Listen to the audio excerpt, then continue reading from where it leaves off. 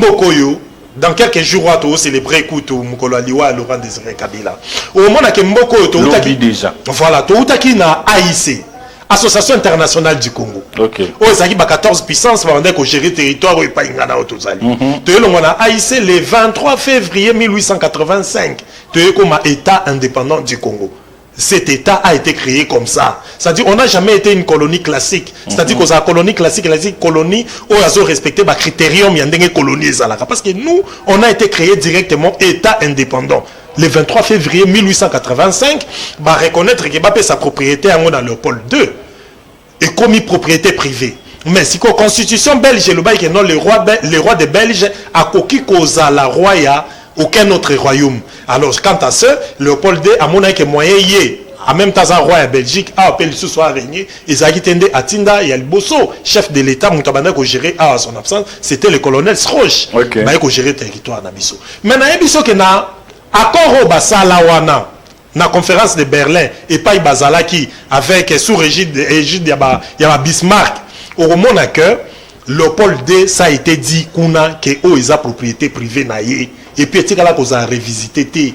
Il y a et puis Léopold II avant en 1909, à l'Obaïna belge, celle et l'eau qu'on a occupé légué Nabino comme héritage, Isa Congo. Et l'eau qu'on a ngawana.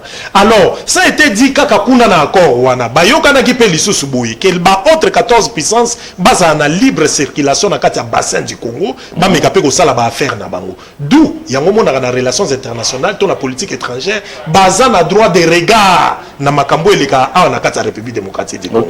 D'où poko mamukonzi o évoluer tranquillement, bango considérant que eloko iza ya bango il faut coopérer bien à Bango. Malgré indépendance. Malgré indépendance, indépendance, on est en indépendance, autolobie, indépendance. Mais au moins, je ne sais pas la biso pour comme président de la République. Si tu ne viens pas d'eux, na bateau et la communauté internationale, va combattre yo. Batika là, il dit que Félix a gagné quelle élection, je crois, il est bien mort. Mais bateau belé va comprendre tes mutations d'opinion. Au Bango Basali, changement, il y a opinion, les lo Basali. Et Zanine. Les États-Unis, la France, Banin, Baloba qui a gagné l'élection à Félix, c'était Badouta qui n'a pas.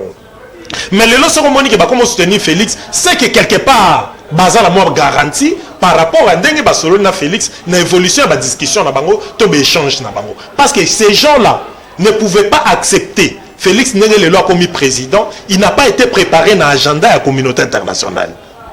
Ça dit, bango ba mona ndenge Kabila sali sélection awa akocha mutu na ye. Siko RH Félix bango ba limité H Félix to ba voter Félix côté wana ndeko bon ngai nazala ki pendant la CENI te pour la CENI pe sa biso résultat de l'élection bureau par bureau to monate mais au résultat bima la CENI eza que Félix muta gagné l'élection et puis confirmé na cour concessionnaire. Merci beaucoup. Siko bango siko ba considérer que eza jemoko boy Kabila sali pour acha pantin na yende ba benga ba placebo ba bengi be lilingi apamba maramutu c'était eux communauté internationale de ba sali sakamutu. Bako salir yo si tu n'es pas avec eux.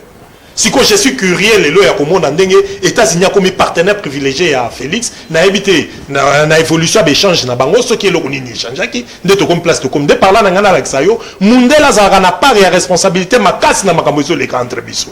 S'ils ne veulent pas de toi, ils vont te créer ba seigneur de guerre na ba makambo belé bobo mana entre bino jusqu'à ce que ba soit régime nezana kimiate soit ba éliminer.